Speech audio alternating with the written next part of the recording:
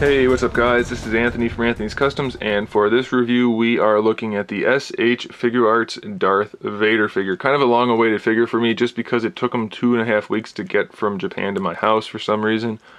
And I have to say, not because of that, but just in general, the figure is not bad. Don't get me wrong, it's not bad, but it's kind of underwhelming. I was expecting a little bit more, especially after hearing how bad the Stormtrooper turned out, which I'm glad I didn't get. I was hoping Vader would stand out a little bit more, and like I said, he's not bad, but we'll have to go through it so you can see. One thing I want to point out, he came with, I guess this was like a first issue bonus, which is like this display stage with the staircase here with the peg stands for the display stages. Excuse me. And then you also get this piece, which looks like it's part of the Death Star or whatever. I thought it was going to be really cool at first, but it ended up just feeling really cheap. There's no paint on it. It just, I don't know. I feel like, yeah, it's nice they included it, but the box it came in, which is really big, probably worth about as much as the piece itself. And I feel like anybody is not going to have room to display this. I don't know. It's so big and not that worth it. I don't know. That's up to you if you like it or not. I personally don't care for it. I know I certainly wouldn't have room for it, so I'm not going to worry about it. This is the packaging. Kind of cool. It's all metallic and sparkly. You can see the Star Wars lettering on there, and there's a side shot, back shot for those of you that are collectors and keep the packaging. Like package collectors, I guess I should say. Yeah, I guess it's alright. A little bland, to be honest, but not bad. Alright, so the figure stands roughly a little over 6 inches tall, which is about 16 centimeters tall. And like I said, it's not bad. It looks pretty good for the most part. The articulation's mostly there. But there are some things they did that just don't really work that well. So let's go through it. First of all, he doesn't have his helmet removable. It's all one piece. So if you're looking for the white-faced pale guy, then this is not the figure for you. Second thing is the general look of the figure. There's way too much gloss. His sleeves should not be glossy. His legs should not be glossy. Just the armor parts should be glossy. Everything else should be at least matte, satin, or flat. And we have some of that here. This is flat. More flat would make this figure look way better. The cape's okay. It's an acceptable finish because of the plastic it is, and they didn't paint it, which is fine. Helmet's nice and glossy. That's good, but way too much gloss going everywhere else. I don't care for that. The detailed parts on his chest and belt, those all look good. No problem there. We do have some silver bits like on his faceplate. That looks pretty good. The chain on his cape, that looks really cheap. I don't think they did a good job with that. It's not painted well. It's almost hard to tell that it's painted at all. And it's just not sculpted well. It's very cheap looking. I don't care for it too much. You can remove the cape. You just pop the head off and then you take the cape off. There's no hinge or anything holding it on. So that's kind of disappointing. You can just pull that out right there and they just tab in. So if you're trying to pose him with the cape, it's just going to hang there. And then this is going to stick out into his face because it doesn't curve down onto the body enough. So it's kind of problematic. It's not a great design for the cape. Having this connected with a hinge and then having another piece on the top to hold it would have been much better. You can't do windswept, you can't do much of anything with it. I can show you the head articulation while we're here. The neck is on a ball peg. Gives you great range of motion, which is kind of good. And then we have a double ball peg for the head itself. But let me show you the problem. Once you peg the head in, which you can see there is nice detail in there, it looks pretty good. Once you peg the head in, all of that range of motion, gone. This is all you get. I mean, I know that's enough probably, and he's not supposed to be flipping around and doing stuff, but still, making it all one piece like that gives you almost no range of motion compared to what it should have had. So that's not great. It's definitely not ideal. As far as the helmet's likeness goes, it's good enough. It's not perfect. It feels a little narrow to me, but I don't know. I didn't actually get an image out to check. It feels a little bit off, but it's definitely not bad. Shoulder articulation, we have our standard ball peg that connects the arm to the body. Then we have the hinge, so that's fine. Then this, I do like this design. The shoulder armor looks like it's connected there, but the hinge is actually movable, so you can bring that all the way up and make that seamless. So that's pretty good. I like that you can move the arm around with that shoulder armor, and it's not going to look bad no matter how you pose it. So that shoulder design, we're really happy with it. I like that a lot. And we get our bicep swivel out right there. Double jointed elbow. Works pretty well, not great, but definitely good enough range of motion. It's this double joint that the SH Figuarts use sometimes. This top joint doesn't end up being that effective.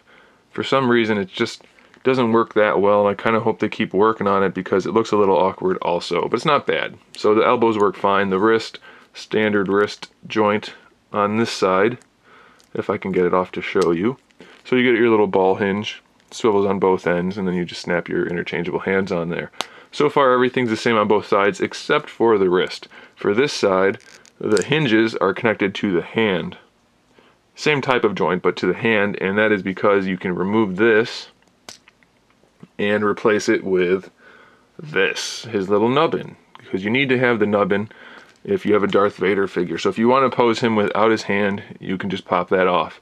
Otherwise, leave that glove bit on there, and you can just swap out the hands as you would normally, just with the ball peg in the hand instead of in the wrist. So that's no problem at all. It doesn't affect posability or anything, and that's quite alright with me. I like that they at least included that. For the torso, I can't quite tell what we have going on because there's almost no range of motion and I can't pull it apart easily, so I'm not going to keep yanking on it.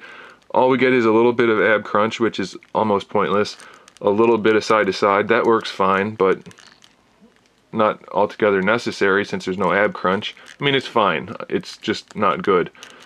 That's all you get. You do get your waist twist down at the lower torso, and the belt is soft enough, but it is connected. I don't know why they keep connecting belts. It seems like it should be a floating piece. It's connected, so it works out okay, but it ends up looking really awkward. And since this upper piece, there's like almost no swivel in it, I don't know. His posability is just really limited. He's going to be moving just like he did in the movie only.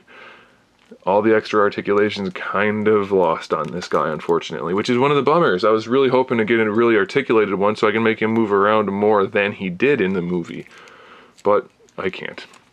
Now the other bummer is none of these cape pieces are articulated either. They're just molded or glued on.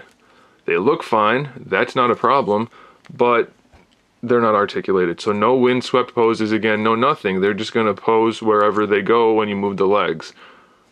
Why? They should have an articulation. That's the whole point of these guys, right? The whole point of the Figuarts line is articulation, and then we don't have any, so it's kind of disappointing. The front crotch piece, it's all one piece, it's not a separate one like you would expect. So you're going to have to use the drop down for the hips, which is included, so that's good. I'm glad they did that. But this piece is so wide up here, you can only bring the leg out to the side. So putting him even in like a kneeling pose, not going to work. You cannot bring that knee up straight. So even though he's got all this fancy drop down ball hinge or hinged ball pegs for the hips, you can't even do basic posing with it really. It's really disappointing that they did that. You can bring the leg all the way out to the side, which is great, I guess, if you want him to do the splits, but you can't bring it forward at all. That's as far as it's going to go, and then even then it's out to the side. So you can't really pose this guy very well at all. Double jointed knees, you really only get the posing out of the second joint. This top joint doesn't really want to move much. I'll show you from the back what it does. It just rotates a little bit around but then gets stuck because the plastic's too thick. So that top joint, that's as far as it can go before the plastic doesn't allow it to go anymore. So poorly engineered. They needed like another step of fine-tuning before they put this figure out, because you only get that bottom joint, which really separates the knee and looks super awkward. Really disappointing there as well. It turns out the Star Wars figures are pretty disappointing so far, from what I've heard of the other ones and this guy. Let's hope Darth Maul holds out, because he looks like he's going to be awesome. I have some silver on my shin, which not a huge deal, but I can't get it off, so it's a little irritating. As far as the ankles go, we get a ball hinge, which is okay on this foot. Not a great range of motion, but it's there. We have a toe hinge, which is okay. They did actually incorporate an ankle rocker into that ball hinge, so I do appreciate that. Unfortunately, on this side, they put the ankle in backwards. So in order for the ankle to work, which also it doesn't work going backwards, I need to rotate the ankle all the way around so at least it can move. But then because it's an actual ankle rocker rather than just a ball hinge, I haven't yet been able to swap it out to make the ankle function properly, because I can't move it up at all. You can see that plastic's too thick for the hinge.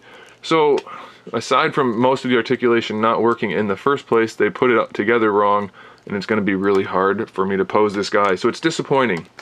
So let's run through the accessories really quickly. We get our lightsaber. We get our lightsaber, nicely detailed handle. The blade's not bad. I do wish it was a little more vibrant red. It feels a little faint to me, but it's not bad. A little warped in the packaging. Nice translucentness though, that's good. We get our unlit lightsaber, which also looks good. No way to connect that to his belt though. Hasbro has him beat on that. Interchangeable hands. We have the open hand for either side, so that's good. We have our gripping hand for either side, so that's good. And then we have our fist hands for either side, and of course you already saw the nubbin hand for the right side. So it's not like it's a bad figure, it just feels like they didn't put as much effort into it as they should have. I mean, it looks really good, and if you want him to just stand there in kind of like a generic pose, it'll be good, it'll be fine. But I think since this is an SH Figuarts figure, most people want to have a nice usable set of articulation, and unfortunately they did not deliver with this guy. So you can see I'll post some photos here at the end, and you'll see how it's just kind of blah. It's not nearly as good as it could have been, and therefore it's a little bit disappointing. And you can see now again that chain around the neck just doesn't look good, and then the cape doesn't look good because it is kind of windswept, but that's all it's going to be. Another thing I want to point out, well, you probably can't tell from here, but when you try to pose it, the cape is longer than the feet, so you have to move the cape back a little bit. If you let it hang naturally, it'll be leaning back on the cape, and you don't want that.